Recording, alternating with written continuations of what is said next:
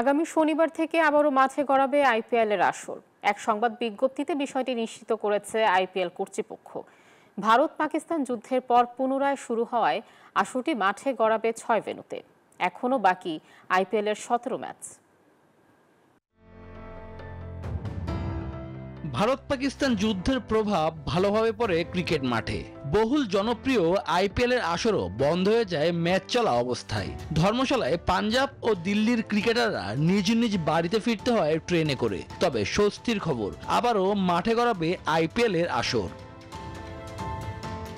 আগামী শনিবার বেঙ্গালুরুতে রয়্যাল চ্যালেঞ্জার্স বেঙ্গালুরু ও কলকাতা নাইট রাইডার্সের ম্যাচ দিয়ে পুনরায় শুরু হবে আসর।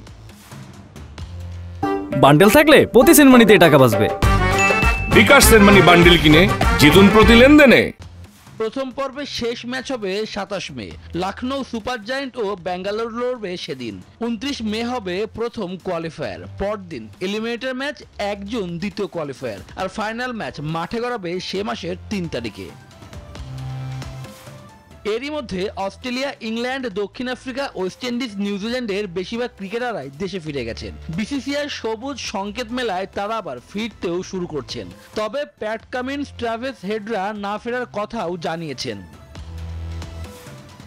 আসরের বাকি ম্যাচগুলো হবে বেঙ্গালুরু, জয়পুর, দিল্লি, লখনৌ, মুম্বাই ও আহমেদাবাদে। প্লে অফের ভেন্যু এখনো চূড়ান্ত হয়নি। শুভদেবনাথ, নিউজ 24।